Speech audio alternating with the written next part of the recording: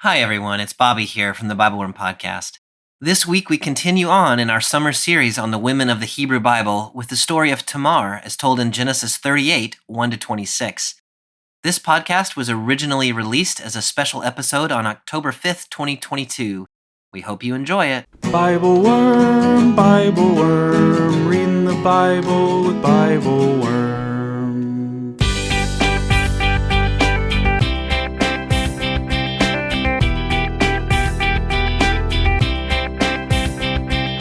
Welcome to BibleWorm, getting to the core of the biblical text. I'm Dr. Amy Robertson, Director of Lifelong Learning at Congregation Or Chadash in Sandy Springs, Georgia. And I'm Dr. Robert Williamson, Professor of Religious Studies at Hendrix College and Theologian in Residence of Canvas Community in Little Rock. We're here every week to discuss the biblical text, both as biblical scholars and as people of faith, one Jewish and one Christian. Today is a special day. It's a special episode, the first in our little bonus series focused on the stories of women in the Bible. Today we read the story of Tamar in Genesis 38. We bristle immediately at the hypocrisy of the men in the story who only pretend to hold to the societal norms they impose upon her, and in doing so they leave Tamar stuck in a holding pattern after the death of her husband. We draw out the profoundly different experiences of the man and the woman who both lose a spouse in this story. And we think about the risk and lack of privacy that seems built into the experience of walking through the world with a body that can get pregnant. It is a story for our time indeed. But we would be remiss if we did not also raise up Tamar's strategic thinking, profound loyalty, and amazing courage. Thank you for joining us.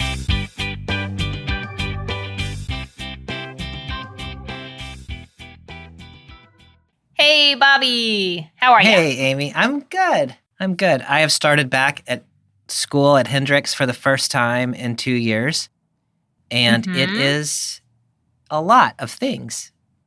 You have to wear what we call in my office hard pants. I like not sweatpants. Yeah, hard pants. Yeah. Makes me sad. It's Today I sad. have on my shirt has a collar. I'm wearing a belt, for goodness sake. Whew. This is unacceptable. I know. It's like I'm a professional or something. I don't even know. Yeah, well, it's fun. Well, we'll have to. I'm thinking about the text we have for today about the role of clothing in it. Oh, yeah.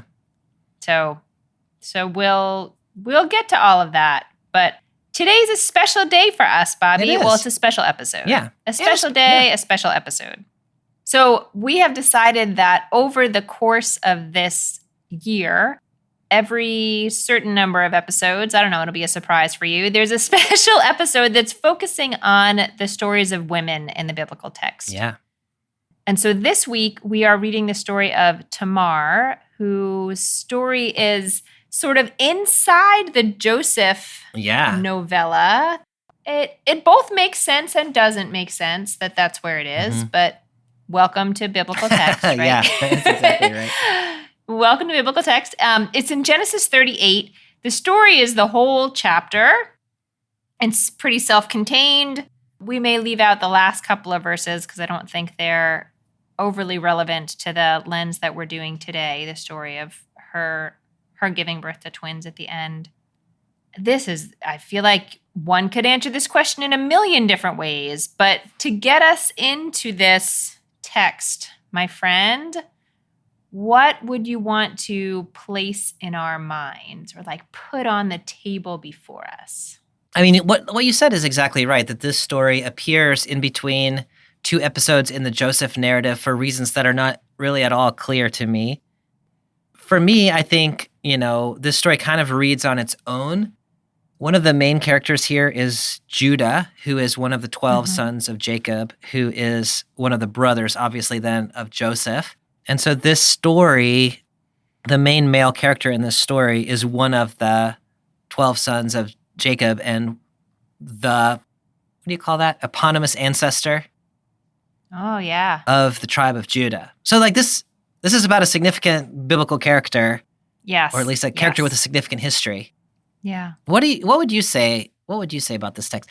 First, I will also say that there are certain texts that you and I do together where I received text messages as you were preparing yourself for the text. And those are always like really interesting conversations because something has gotten you going. And so I got at least one text about this one, about how much this text was kind of agitating you. And so I just want to acknowledge that first of all, and then to say, usually your agitations lead to really interesting conversations.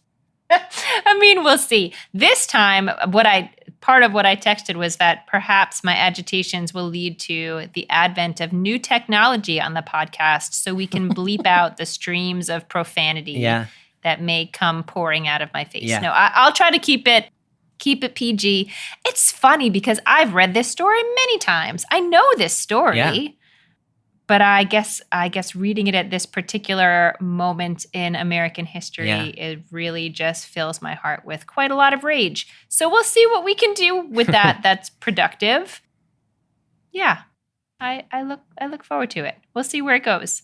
I'm going to divide the text into a lot of kind of small chunks. Some of them we're not going to talk about for very long. Some of them are meatier, and we'll talk about them for longer. But I'd like to start us with just the introductory part of the story, picking up in verse 1, and I'm reading from the NJPS translation. About that time, Judah left his brothers and camped near a certain Adullamite whose name was Hira. Then Judah saw the daughter of a certain Canaanite woman whose name was Shua, and he married her and cohabited with her. She conceived and bore a son, and he named him She conceived again and bore a son and named him Onan. Once again she bore a son and named him Shelah. He was at Chazib when she bore him. Do people name their kids Like, is that... I don't... Like... I'm not really trying to be funny, but I'm curious about... No, but it's hard for it not to be... It's hard for it not to be funny. Reading it in English. Hi, I'm Yeah? Yeah? My mom used to tell a story about one of her college professors who named his dog What? And then people would come up to him and say, "What's your dog's name?" And he'd be like, "How did you know?" Oh, wow. Anywho, that's not the point. Good. Yeah. Good story, Bobby. Yeah, good story. Yeah, no, is a weird name. Actually, I'm glad we're talking about names because it strikes me a little bit. First of all, maybe this, I don't know if this goes without saying. It names two people in the beginning of this text that Judah has met. Yeah. One named Hira and one named Shua. So which is interesting mostly because it says that he got married, but we don't actually know his wife's name. We know his wife's father's name. Right. That's exactly right. And we also know that he has moved near some other guy who's actually named a couple of times over the course of this story. He's sort of like Judah's wingman over time. I just find the information that is given and not given in these introductory verses to be interesting, and definitely to paint a picture of a pretty male world, but not one that's uncommon in the biblical text. Yeah, I mean, it is interesting just in the beginning of this text that we're in a man's world, and we're in a world that's interested in ethnicities. And so we've put a lot of potential conflict on the table already. What else would you say about that? I mean, I actually really like that you brought out the fact that it mentions, we have a Canaanite here and we have an Adullamite. So now, we have the interaction between different peoples, which I get maybe, we don't know at this point of the story what this suggests, but it definitely, you get the sense of like, this story, at least in part, is taking place in what I would call like a public sphere. It's talking about a relationship between peoples. This is not just a private family story. Yeah. All right, let's pick it up because the story gets more interesting. You ready? Yes. Okay. Verse 6. Judah got a wife for his firstborn. Her name was Tamar. But Judah's firstborn, was displeasing to the Lord, and the Lord took his life. Then Judah said to Onan, "Join with your brother's wife and do your duty by her as a brother-in-law, and provide offspring for your brother." But Onan, knowing that the seed would not count as his, let it go to waste whenever he joined with his brother's wife, so as not to provide offspring for his brother. What he did was displeasing to the Lord, and the Lord took his life also. Then Judah said to his daughter-in-law Tamar, "Stay as a widow in your father's house until my son Shelah grows up." For he thought he too might die like his brothers. So Tamar went to live in her father's house. Okay. We have talked before on the show about this system called levirate marriage that seems to be the set of social rules that are at play in the background here. Mm-hmm. And they are very unfamiliar to your typical modern Westerner. Sure, yeah. Will you help us understand what's going on? Yeah, I mean, it's kind of interesting what's going on here because there's a real concern in the ancient world about lineage and about your family line continuing and about inheritance and who receives your inheritance when you die and all of these questions about lineage and continuity. And one of the big problems in the ancient world, and the biblical text is very much aware of the problem, is what happens to a man if he dies before he has a son. And we're thinking about a culture that's patrilineal and passing down things to the eldest son. So what happens to you if you die without a son? And the concern is, that you're just going to get cut off from your people because there's no one to carry on your name. So the solution to this in the biblical text, and it's from a passage in Deuteronomy 25, is that if you die without a son, then your brother should marry your wife and have a child with her, and that child, even though it was fathered by your brother, becomes your child. It's the child of the dead man. And so this is a way of continuing on somebody's lineage and passing along their inheritance, even though they died childless.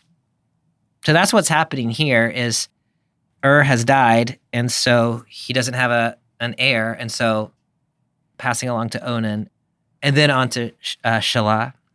What else would you say about levirate marriage? That's what I know. This is my deeply intellectual thought about levirate marriage. This is so weird. Yeah.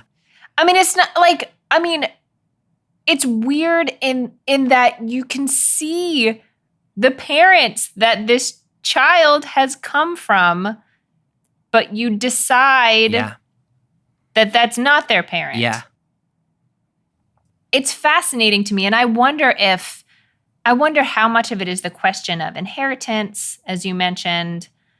And in this case, is the firstborn who has died. Right. So he would have been the person to get the inheritance, and he doesn't have anyone to pass it on to. So that's an issue.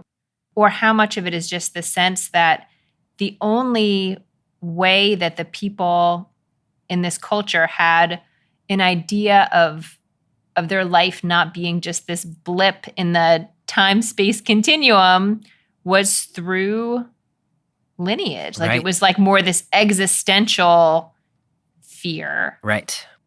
No, I think that's really important. And Ecclesiastes kind of deals with this issue of if you die and you don't have any kids or your kids are idiots or whatever, then what's your life even been for? And that concern is, I think, very much in the back of the minds, maybe in the front of the minds of the people who thought of this idea of levirate marriage. How do we have any significance and any continuity? So it really would be like the ultimate, gift is the wrong word, but like the ultimate thing to do to say like, I'm going to father a child so that you will have lineage. Yeah.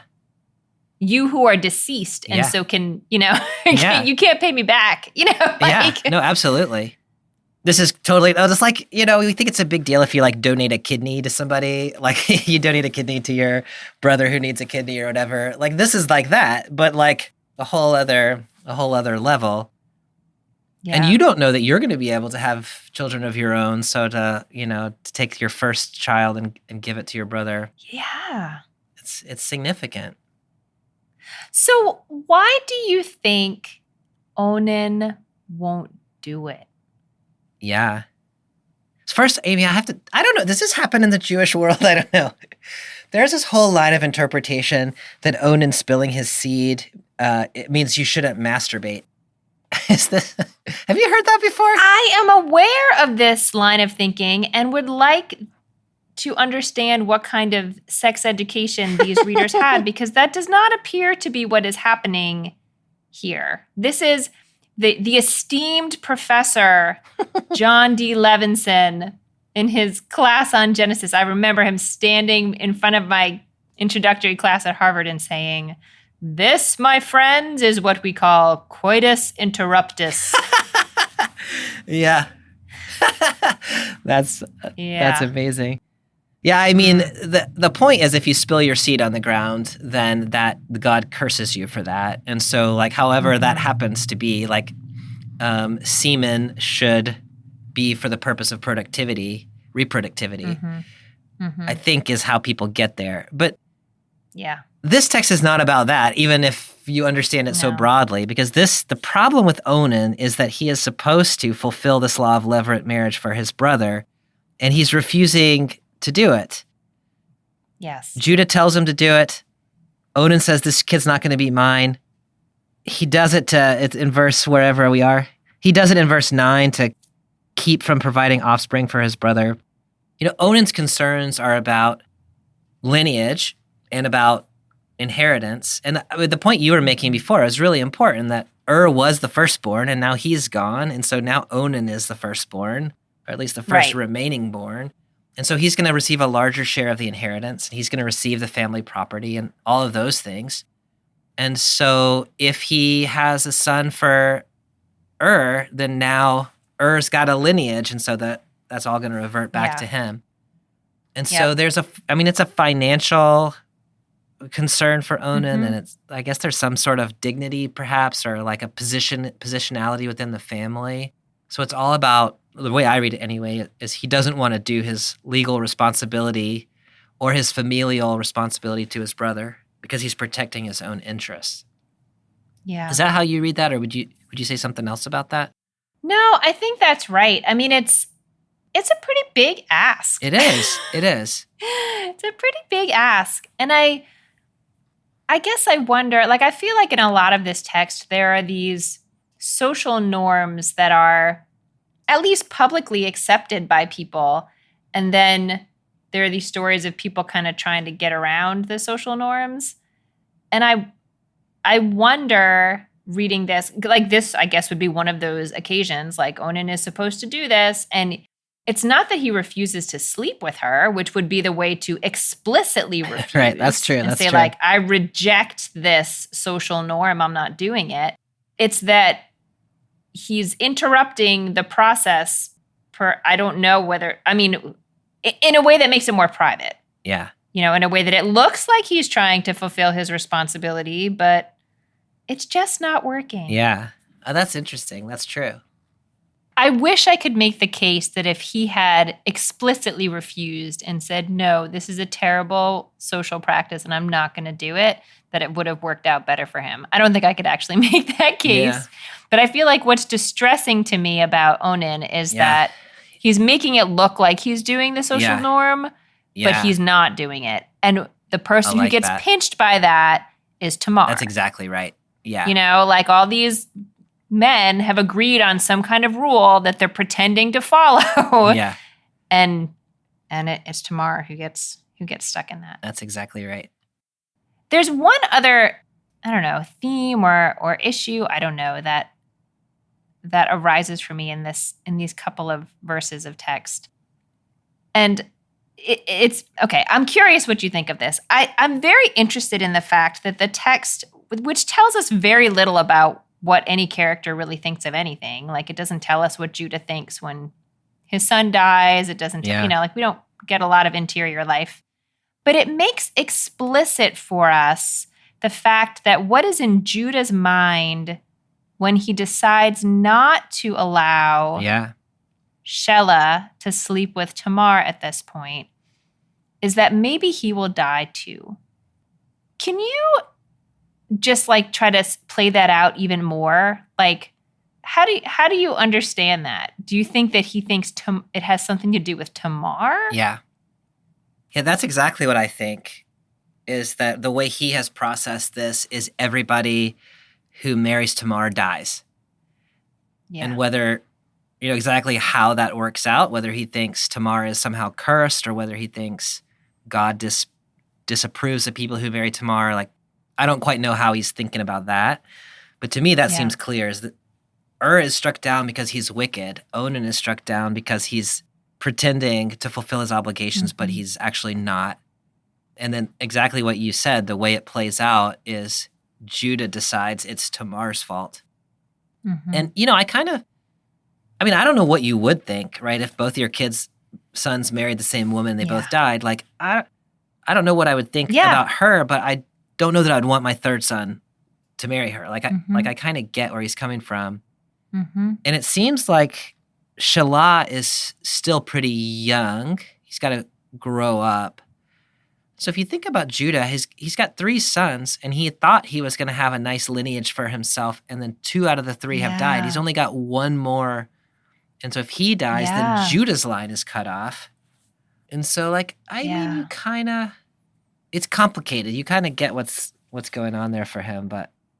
I do. No, I mean, I think that's exactly right. And I'm glad you pointed out that, he started with 3 sons and he's down to 1. Yeah. It just makes me, it seems in some ways so true to life to me that in these moments of real tragedy, the death of 2 sons, that we kind of cast around for what could have caused it and sometimes wind up blaming other people who are just as stuck in the tragedy as we are. And so that really sucks. Yeah. And it's real. That is a thing we do. I love that, Amy. And, that way that you just said that, where people who are just as stuck in the tragedy. And it's, now that you said that, it's very clear to me that this is a tragic story, to this point for Tamar. But I don't know that I would have described it that way. But she's now been married twice and lost both her husbands.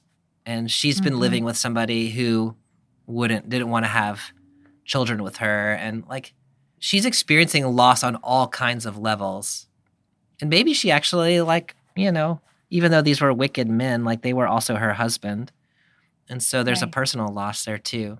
That's helpful to me to think of that tragedy that's there. That's me pulling out the tragedy for you, Bobby. So I'll say just one last quick thing about this. Judah sends Tamar to go, quote, stay as a widow in your father's house. And we don't know a whole lot at this point about what that means. I mean, we don't find out a whole lot about what that means at all, but it's not like she's just living in the world as a single person now. She has to live as a widow with her father. Yeah. That brings up another question for me, actually, that I was curious about is, what ethnicity do you read Tamar as belonging to? I mean, I guess I sort of assumed she was Canaanite because her father's Canaanite. Is he? Mm-hmm. We don't know anything about. Oh, no, I'm just kidding. You're right. We don't know anything about her. I was thinking about Judah's wife is Canaanite. Judah's wife's father is Canaanite. Right. But I don't know anything about Tamar. Yeah, I think that's the question. I've always read Tamar as Canaanite too. And I think the reason is because, Judah seems to be around people who are not Israelite. So there's a man of Adullam, there's a Canaanite, he marries a Canaanite. It seems to be the people that are around are Canaanite. I don't know that it matters. I've tended to read Tamar as a Canaanite. Amy Jill Levine, when she read my book in which I described Ruth as, my book, in my chapter on Ruth, I described Tamar as a Canaanite, and Amy Jill Levine objected to that. And so, so I don't know what to do with that. But anyway. I mean, yeah, the text is not explicit about it. Although, as you said, Judah is living, surrounded by, he's not living in an environment surrounded by other Israelite tribes. Yeah. And the text, in other cases where we've known that to be true, makes sort of a big deal out of going to find a wife. That's true. From your tribe's people, some cousin somewhere. And here it doesn't say anything about that. Yeah. Hi everyone, it's Bobby here from the BibleWorm podcast. We hope you're enjoying our special summer series on women of the Hebrew Bible. Amy and I are grateful to you for being part of the BibleWorm listening community. If you're looking for more BibleWorm resources, we hope you'll check out our Patreon at patreon.com/BibleWorm podcast. There you can sign up to receive early episodes, weekly liturgies, and video Bible studies that go along with the podcast. Or for just $4 a month, you can support our ongoing work and help keep this podcast freely available to the public. Plus, you'll receive a snappy BibleWorm sticker that will make you the envy of all your friends and family. See patreon.com/BibleWorm podcast for details. And now, back to this week's episode. All right. Now things really pick up, Bobby. You ready? Verse 12. A long time afterwards, Shua's daughter, the wife of Judah, died. When his period of mourning was over, Judah went up to Timnah to his sheep shearers, together with his friend Hira the Adullamite. And Tamar was told, "Your father-in-law is coming up to Timnah for the sheep shearing." So she took off her widow's garb, covered her face with a veil, and wrapping herself up, sat down at the entrance to Enaim, which is on the road to Timnah, for she saw that Shelah was grown up, yet she had not been given to him as wife. When Judah saw her, he took her for a harlot, for she had covered her face. So he turned aside to her by the road and said, "Here, let me sleep with you," for he did not know that she was his daughter-in-law. "What," she asked, "will you pay for sleeping with me?" He replied, "I will send a kid from my flock." But she said, "You must leave a pledge until you've sent it." And he said, "What pledge shall I give you?" She replied, "Your seal and cord and the staff which you carry." So he gave them to her and slept with her, and she conceived by him. Then she went on her way. She took off her veil and again put on her widow's garb. Bobby, the contrast between Judah's experience of losing a spouse and Tamar's is what prompted me to start sending you all those texts with a lot of profanity in them. Yeah. Can you just unpack that for me a little bit? I mean, for both of them, it is a terrible thing to lose a spouse. Yeah. And Judah has a period of mourning. It doesn't say how that period is determined, but at some point it is over, and he picks up with his regular life, and he's back with his buddy Hira, and they're going to this sheep shearing. Yeah. Let alone the fact that he picks up who he believes to be a prostitute on the way. Like, we won't even get to that part quite yet. Meanwhile, how many years has it been for Tamar? Yeah. We don't know, but it says a long time afterward. And it tells us that Shelah has grown up, and so it's been at least however long that was. I don't know how. It's been a while. It's been a long time. It has been a considerable period of time. Mm-hmm. And then this detail that she took off her widow's garb. Yeah.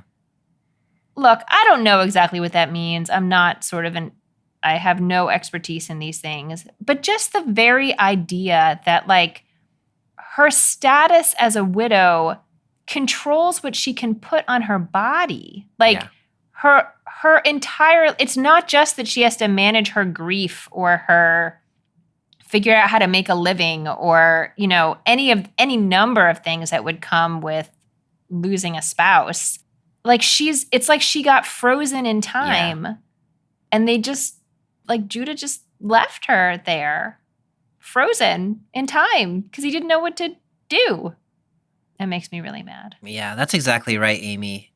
And, you know, she doesn't have the option to find another husband.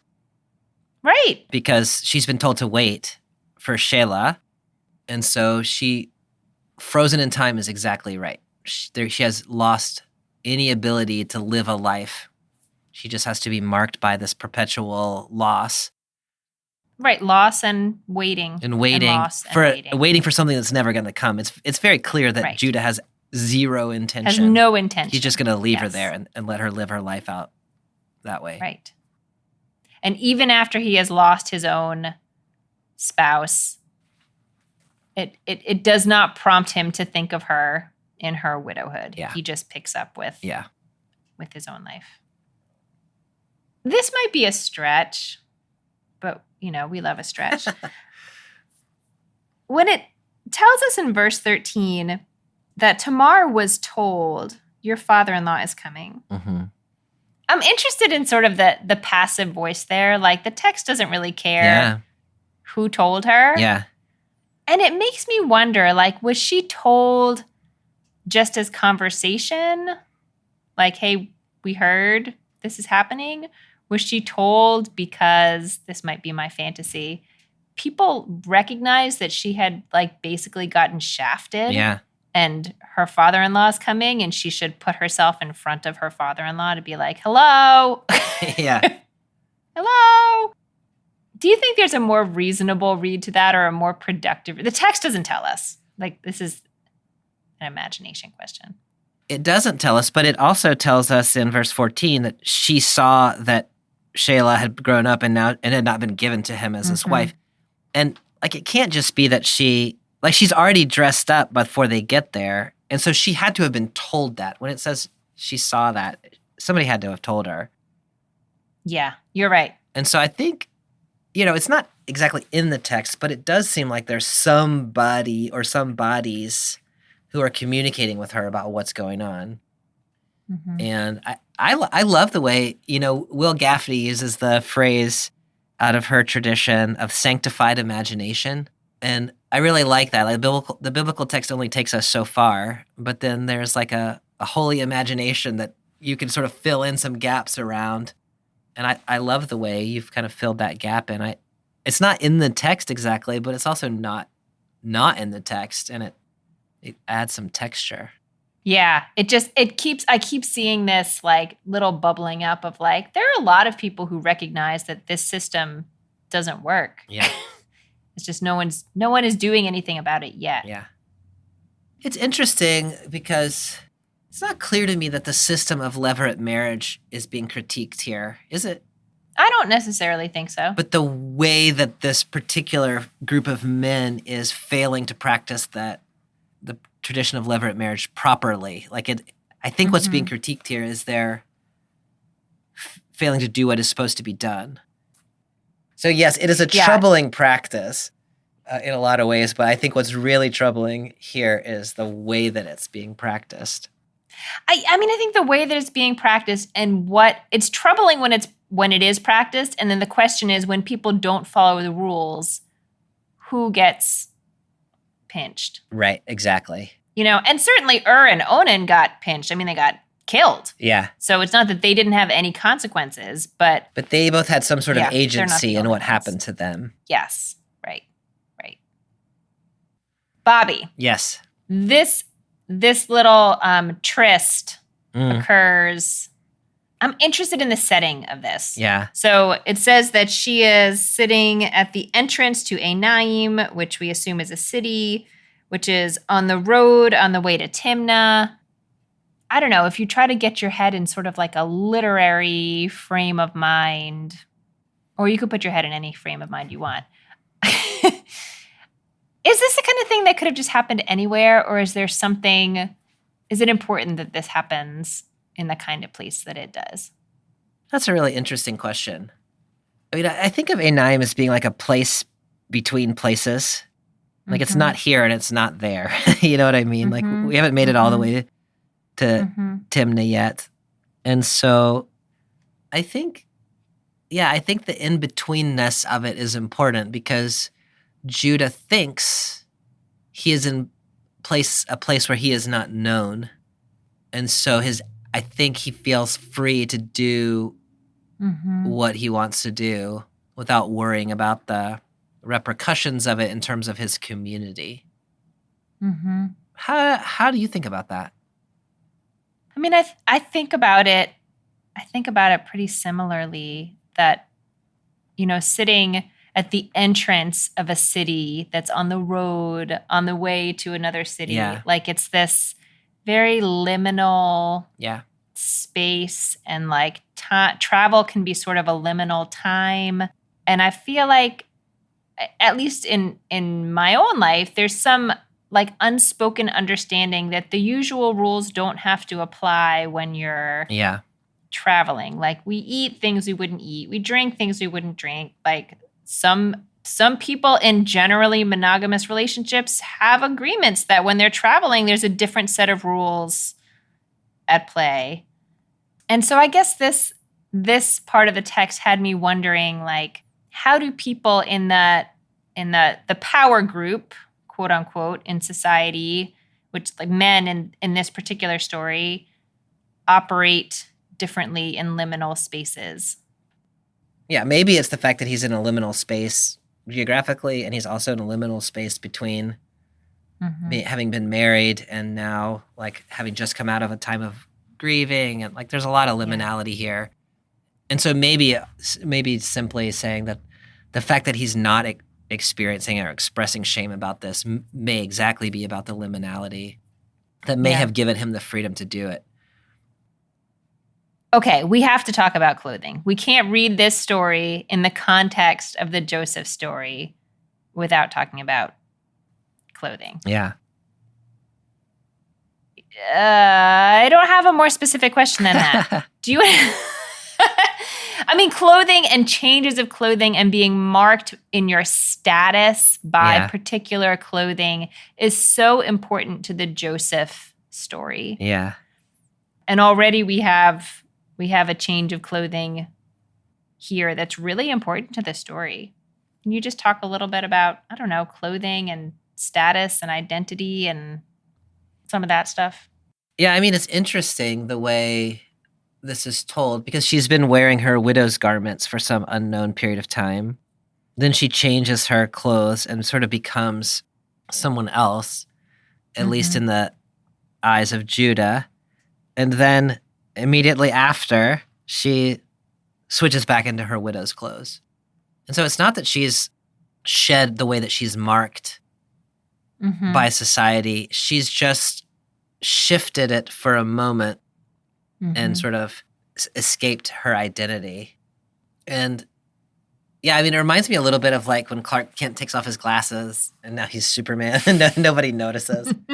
I guess she's wearing a veil, so maybe that's the difference. But it's interesting that when she's not marked the way she is supposed to be marked, so to speak, that she suddenly becomes unrecognizable. Yeah. Like you're expecting a widow and you see her dressed differently and you don't realize it's her. What would you say about the clothing here? I love what you said, and I don't think I have a lot to add to it, but I think it is notable that like the world knows how to interact with her because of her clothing. Yeah.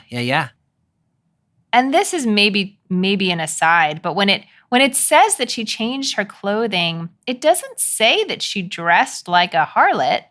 That's true. It says that she put on a veil and, you know, she sort of wrapped herself up. Like it doesn't sound like you don't know what she's going to do other than that she's intentionally taking off her widow's clothing. Yeah. And the text says it's precisely the fact that she has a veil that makes Judah think she's a harlot. I wonder if it's the combination of the veil and the sitting outside the gate. Yeah. Like weary travelers coming by, and there's just sort of a social understanding about what that means. Yeah. Yep. Yes, we'll see more about that in the woman we'll read about, Rahav, who also is right out on the borders of a city. It is interesting, too, when you think about her as a harlot or the CEB that I'm reading as a prostitute. But she isn't the one who initiates this interaction. I mean, she goes and sits there, but the text is very clear that Judah went over to her and said, "Come now, let me sleep with you." Yeah. And so this is not like, you know, a prostitute who's soliciting sex like we might think of it. This is a woman sitting veiled next to the city gate, and he assumes that that's what she's doing there, and he initiates. She's not the one. Right. I don't know where that goes exactly, but she's not really trying to seduce him. Right. She just kind of knows that that's how that's going to go. Yeah. I have so many different thoughts going through my head. I can't finish one thought and get it out of my mouth before another thought starts. But then, so when he solicits her, she says, "What are you going to pay me?" And then she asks for some kind of pledge. Yeah. This is kind of a weird pledge, isn't it? It is, yeah. I mean, later it becomes a little more clear why she would want this particular stuff. But does this make sense to you in the context? Is this leave your driver's license so I can Yeah, I mean, I think that's how, later? Yeah, I think to me that's how you're supposed to read it when you're first going through the text. He promises her something that he does not have. And so her question is, well, how am I going to know that you're actually going to give it to me? And so I think that is exactly what's happening there is I need something that is personally identifiable to you that you will need back so that I can make sure I get this sheep that you have promised me or a goat or whatever it is. The irony, dramatic irony in this story is beautiful because we know exactly what's going on here, and she knows what's going on here, but Judah has no idea. And so it's kind of fun as a reader. I love it when I know things that characters don't know because I'm like, oh, don't do that, man. Do you think Tamar foresaw all of this? That she said, if I sit by the gate, he's going to ask to sleep with you. Oh, yeah. Yeah. Do you not? I mean, I don't know. I'm a little innocent. She just wanted to go find him. No, and she thought it would be modest to wear a veil. Oh, that's interesting. Yeah. No, I read her as she knows exactly what's up. I think that's probably right. Because why else would she change out of her widow's clothing? This guy's never going to give me his son. I got to take matters into my own hands. I know exactly who this guy is. I know exactly what he's going to do. If I sit there wearing a veil, he's going to ask me to sleep with them. And when he does, I'm going to get something identifiable from him. I think she knows him really well. And I think she is very smart in her planning here. Okay, now I have another question. And then I know we have to move on. But would sleeping with Judah fulfill the Levirate marriage situation, or does she just want to have a child? That's an interesting question because my first response is yes. And I think my basis for the yes is the book of Ruth, where Ruth ends up having a child with Boaz, who's kind of a distant relative, and that still seems to fulfill the law of Levirate marriage. Or it's not exactly the law of Levirate marriage, but it's this something child belongs to Elimelech. Mm-hmm. And so I think, I don't know if this is the letter of the law of Levirate marriage, but I think the spirit of it is I need someone in the family line to father a child to continue the family line. Mm-hmm. Mm-hmm. Okay, so we can continue at this point to think about Tamar as really being pretty singularly focused on the legacy of her first husband. That's the way I read it. I would like to have a child because I am a human person, or maybe I'd ever like to have sex again. Yeah. I think you're probably right. I think you could read all of that. What she has not done is broken her commitment to this family, Judah's family. True. By finding someone else. She could have done those things with somebody else. And so even in the maybe she wants to have a child, maybe she wants to have sex, maybe she wants to have a family, she remains committed to the way that Israelite law works and to her commitment to the family of Judah in a way that none of them were committed to their own family, which to me is part of what makes her such a remarkable character is she is loyal to this family, even though they have not actually seemed to care that much. They would just as soon she had gone away. Yes. I mean, they sent her away. They're not loyal to her, and they're not loyal to each other. Yeah. And they don't care about following the law of Levirate marriage. They don't care about their dead brother, their dead son. Yeah. Don't care about as strong, but they don't care about enough to make sure he's... Enough to do what it's asking them to do. Yeah. Right, which is a big ask, but... She's the only one. Yeah. Yeah. All right, should we see what happens next? Yes. Okay, I'm going to read just a tiny little section, and we won't spend too long on it. Okay. Picking up in verse 20. Judah sent the kid by his friend the Adulamite to redeem the pledge from the woman, but he could not find her. He inquired of the people of that town, "Where is the cult prostitute, the one at Enaim by the road?" But they said, "There's been no prostitute here." So he returned to Judah and said, "I could not find her. Moreover, the townspeople said, 'There has been no prostitute here.'" Judah said, "Let her keep them, lest we become a laughingstock. I did send her this kid, but you did not find her." I think my main question reading these couple verses, Bobby, is just, do you feel like you get any more insight into Judah's character? Or, yeah, I think that's really my question. Do you feel like you get any more insight into Judah's character from these couple verses? I mean, I have two initial thoughts, and I'm curious where you go with it. One is he does what he says he's going to do. Yes. Which I appreciate about him. That has not been the case in this story for the most part.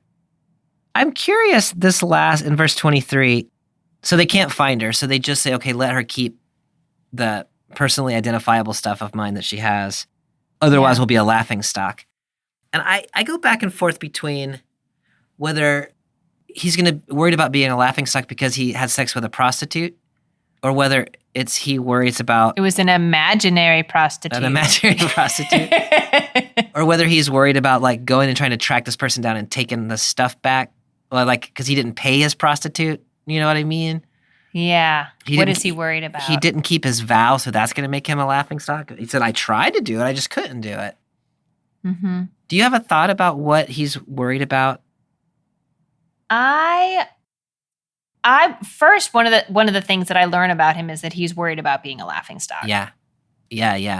And either that's a personal worry, like that he's concerned what people think of him, or that he feels like he's done something, or maybe to raise some question around, we said before, like, is this just like a, no big deal, you're on a trip, you go to a prostitute, whatever, or does he not feel totally comfortable with it?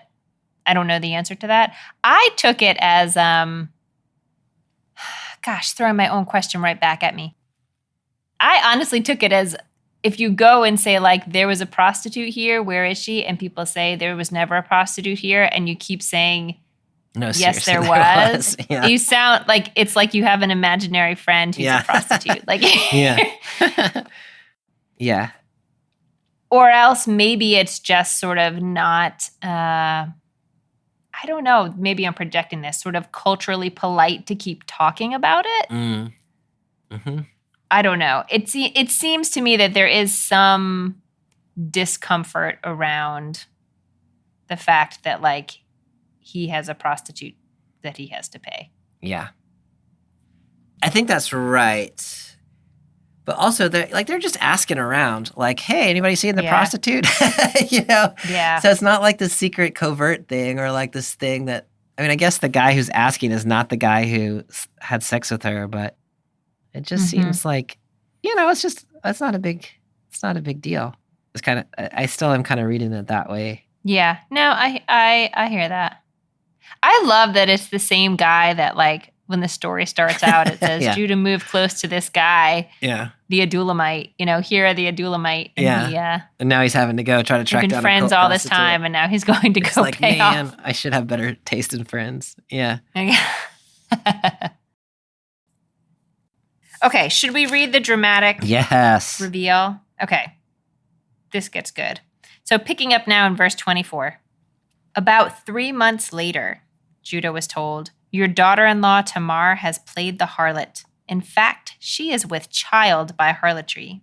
Bring her out, said Judah, and let her be burned. As she was being brought out, she sent this message to her father-in-law. I am with child by the man to whom these belong. And she added, examine these. Whose seal and cord and staff are these? Judah recognized them and said, she is more in the right than I, inasmuch as I did not give her to my son Shelah. And he was not intimate with her again. I mean, I would hope so. Did they really have to put in that last verse? Yeah. Yeah, apparently they did. They did. Yeah. But I mean, I'm glad. Like, you don't have to wonder now. Yeah. Good. That will not keep me up at night. The first thing that strikes me here is that instead of coming to her and starting with, your daughter-in-law Tamar is pregnant. Yeah. It starts with, your daughter-in-law Tamar has played the harlot. Yeah. Does it seem strange to you or not? Why do you think that's the headline?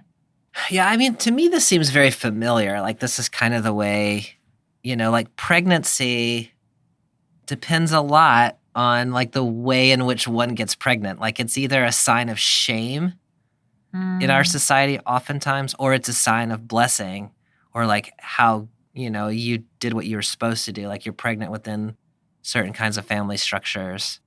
Mm-hmm. And so, I mean, I don't like that this is the way that they announce it, but it seems very true to life to me that they're like, she had sex and she's pregnant. Mm-hmm. Because if you just said she's pregnant, you might be like happy about it. You know what I mean? Like, wow, life, a new life. Yeah. Right. And because society there is no way for her to have sex at this point in her life that is legitimate. That's right. Exactly right.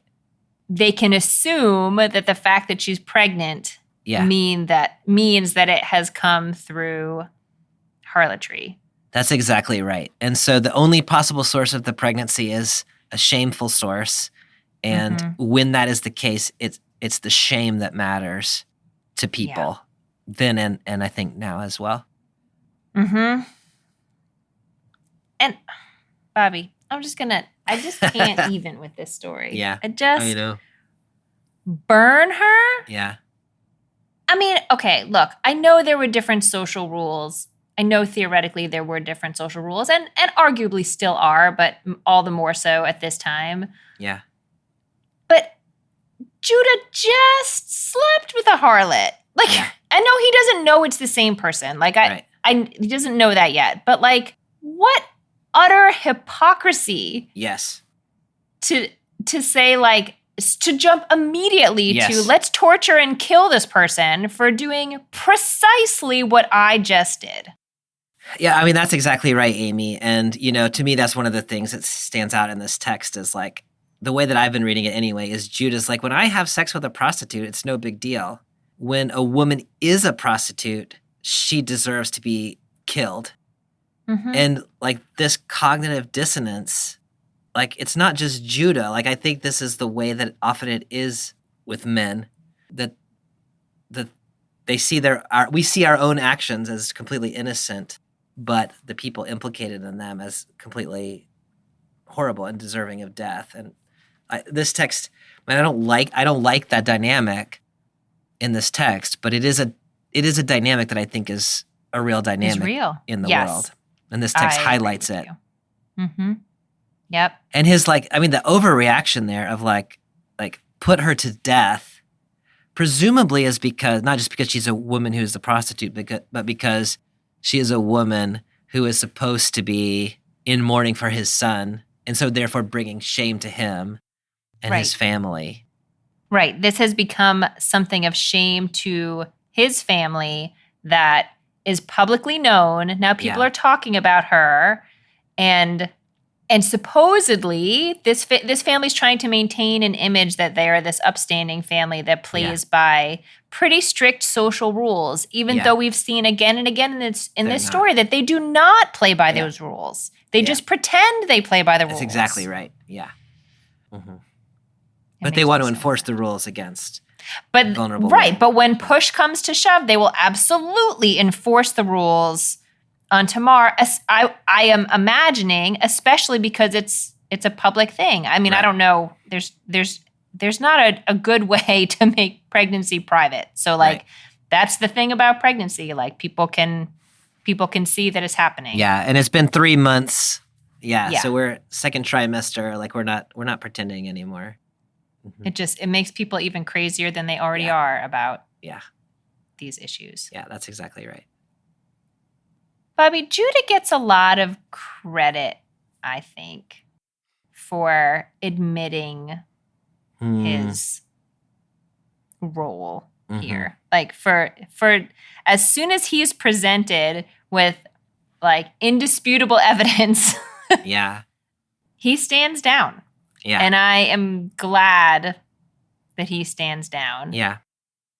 But I'm not that impressed. I mean, I guess I should be impressed because he has all the power. That's the way the system is built. And what really makes me mad is the fact that he has all the power and she has no power. She is completely locked into this system, and the system doesn't care about her. They forgot about her. They just shackled her up in widow's garb and left her. Yeah. Okay, so we have already sort of talked about this question, but I want to ask it again with a little more point on it now that we're at the end of the story. Yeah.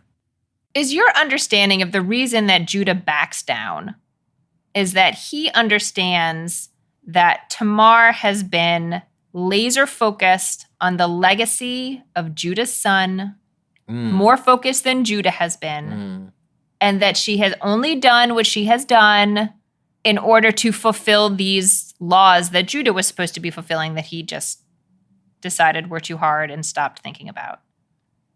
Or do you think there's any broader realization that Judah has at this point in the story?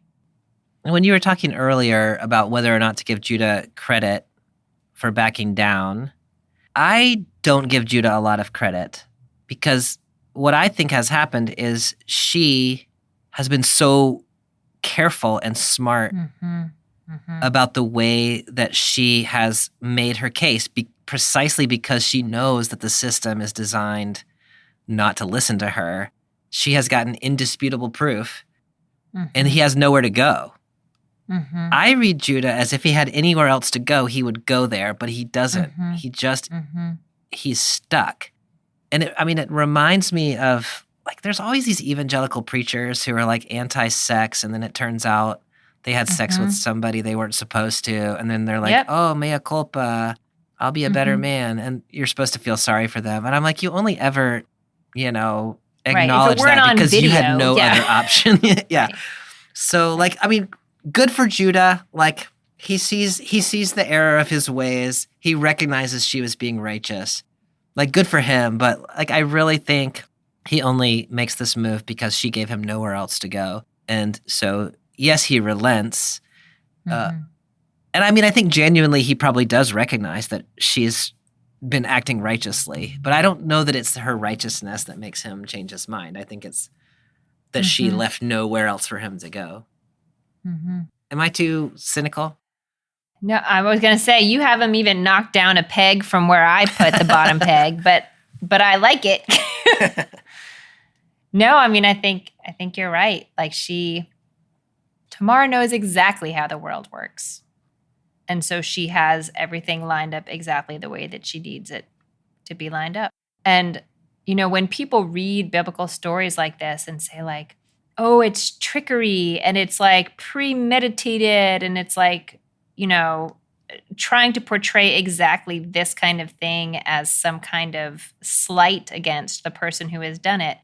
She literally had no other choice. Yeah. Like, she could, rot in her father's house in her widow's garb, even understanding herself, let alone the fact that she is like a human being who might want to have a full life and children and a partner or sex or anything, anything. Putting that even aside, there is no avenue left to her simply because Judah and at this point, really, it's just Judah has decided they're not going to deal with this thing because it's painful and scary. Yeah. So, yeah. When people in society who have no other options start getting into premeditated trickery, what? Yeah. That's how the system was built. That's how the system was built. And the way that she does it too is like, at the end of the day, she more or less has functioned within the system given to her in a way that points out the flaws of the system, but also achieves the ends to which the system was designed, which is to have an heir for her original husband. She couldn't get the men involved in the situation to do what they were supposed to do any other way. But even in her kind of like figuring out how to work around the system, she has played it pretty by the book. Like she had, she could have I don't know what her options were really available to her, but she could have let go of her loyalty to this family of Judah and gone her own way, and she doesn't. So it's interesting to me that she is very smartly working the system in order to uphold the obligations that she takes very seriously, it seems, to this family, even though they have not been good to her. She's a fascinating character to me. And no, I like when people start using words like manipulation and trickery and things like that. They don't do justice to what she's about here, I think. Yeah, I agree. I wonder what her options really would have been if she could have decided she was not going to be loyal to this family and go have another life. I don't know if that really was an option for her. And I don't say that in any way to diminish her character. Just, I don't know what her options would have been. Yeah. She had no good options, for sure. She had no good options. Yeah.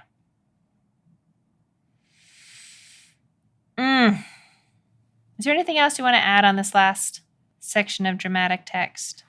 No, I don't really have anything else to say about the text. But, we've gotten me thinking all kinds of ways about how this text connects to our contemporary world. To me, it's one of those texts that, I think I've already probably mentioned this every episode this season, but you often say things like, if you don't like what's going on in this text, look for places where it's happening in the world and do something about that. And to me, this seems like what I can take from this text is exactly right about the way that patriarchal structures are set up to protect the interests of men and to leave women with zero options. And, from reading it, reading this text as a man and identifying with the male characters in this text just makes me want to say, we got to be better, men. My goodness. And just thinking about in the U.S. culture right now anyway, and the conversations, the post-Roe conversations about sex and sexuality in women's bodies and who has control over what women do with themselves and their reproductive choices. And, that is so upfront in this text. And this woman who has no agency in making decisions for herself has to find kind of her way around the men to get what she wants, or at least some semblance of what she wants. I feel like we continue to repeat these patterns from 3,000 years ago, or whenever this text was written. They continue to be kind of the way humans do things. So, so I think that what I'm taking away from this text is if men could just back off a little bit and trust women to make good decisions for themselves, that we could save everybody a lot of heartache.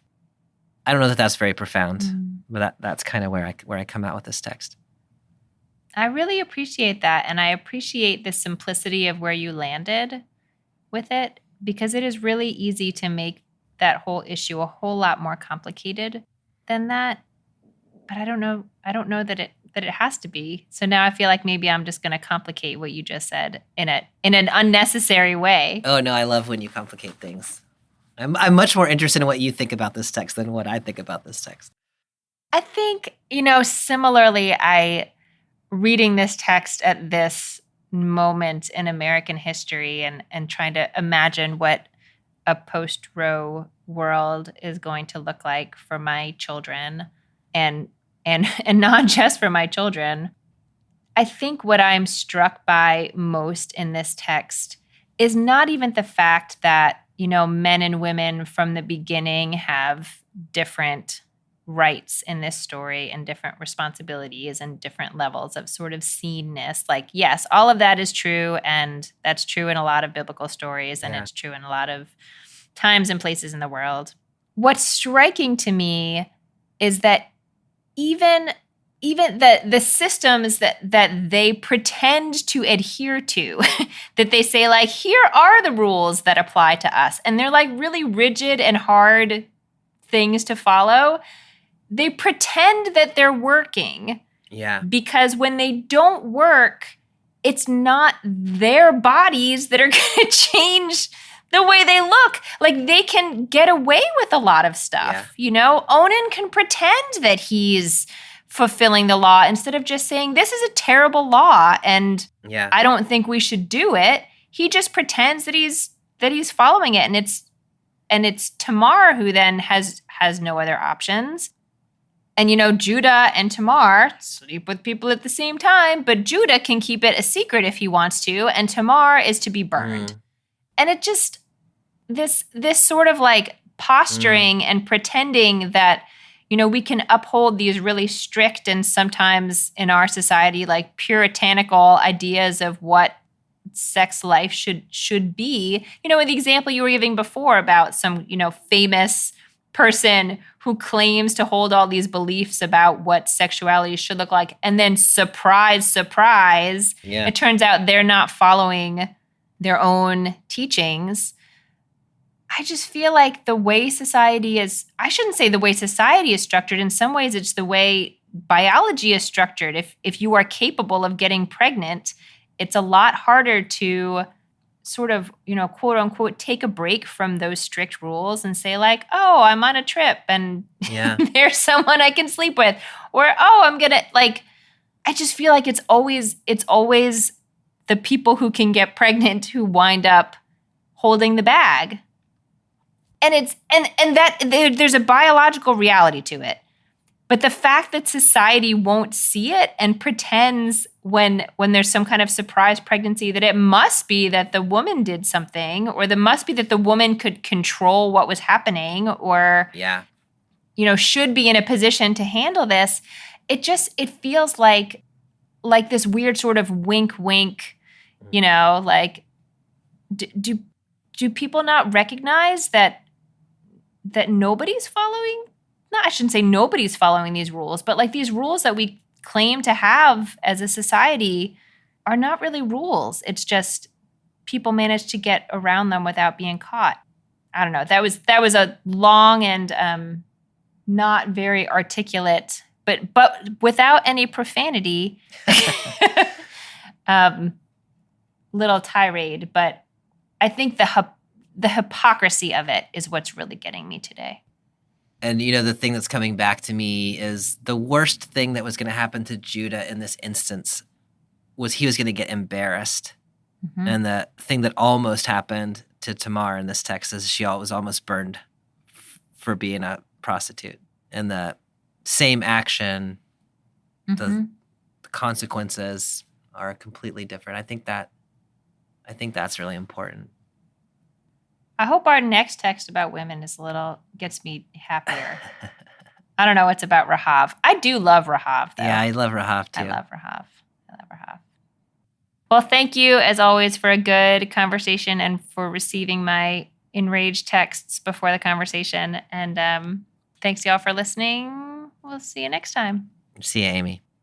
Bye.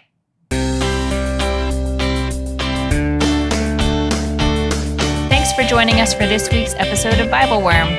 If you've enjoyed this free podcast, we hope you'll help us keep it going by joining our Patreon for as little as $4 per month. You can also sign up for other goodies like early access, video lectures, weekly liturgies, and more. Visit patreon.com/BibleWorm podcast for details. BibleWorm is produced and edited by Bobby Williamson. Our theme song is sung by Colin Bagby, and our theme music is The World at Large by Dano Songs. Many thanks to all our Patreon supporters for helping us make this podcast possible. Join us next time when we'll continue our summer series on the women of the Hebrew Bible, with the story of Miriam as told in Exodus 2, 1-10, and Numbers 12, 1-16. Till then, keep on digging.